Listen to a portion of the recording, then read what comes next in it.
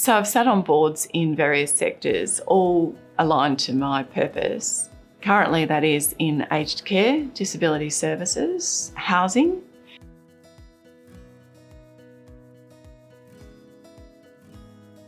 As a superannuation director, there were multiple changes in legislative review and regulatory framework.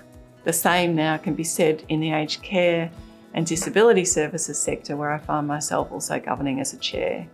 So the roles that I've held have been varied. They've included being on advisory boards, governance boards. So when I first joined boards, the career progression through to the boardroom was, to my mind, didn't seem as popular as what it is now. And with the advancement of female leaders, we have seen that this has now become a career pathway. And so there's more discussion around what it means to have a diverse board. So what I've seen occur is that there is now a deeper discussion at board table around diversity of perspective, which includes gender. This discussion started with, do we need diversity? Ought we consider it? And I'm pleased to say is now moving beyond that.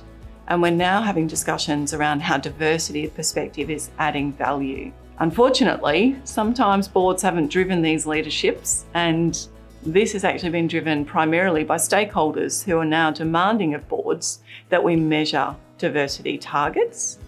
So the result that I've seen is that now diversity of perspective, including gender, is now part of board recruitment process and is front of mind in boardroom discussions. Boards and senior management have the key role of setting the cultural tone of an enterprise.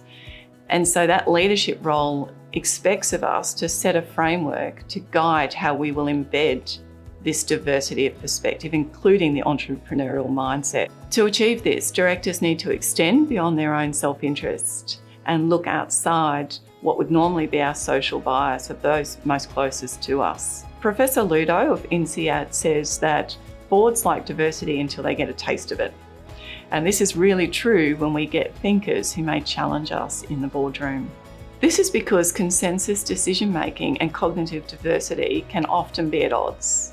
Despite this, we should encourage diversity of perspective because it encourages richer discussion and allows us to make good decisions when we have complex problems. It's important to understand you need to get your feet below the table first, understand what your role is, how to add value, and then to challenge that status quo once you're informed enough. To be an effective director, you need to validate the perceptions of what you have of yourself with what others have of you. So understanding and listening to others is key to boardroom success. So is remaining authentic and being able to bring a challenging mindset to challenge status quo.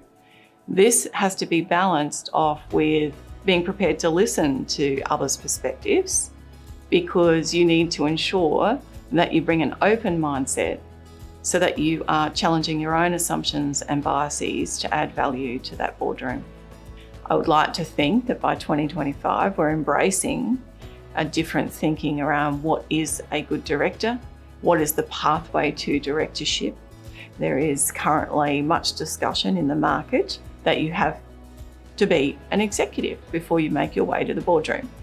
That hasn't been my pathway, and I'd like to think that we aren't going to move from talking about one type of perspective like gender to now talking about another perspective, which is you need to have been an executive. I think there are ways and opportunities that present where you can draw on the wisdom and skills of somebody, and their pathway can be alternate.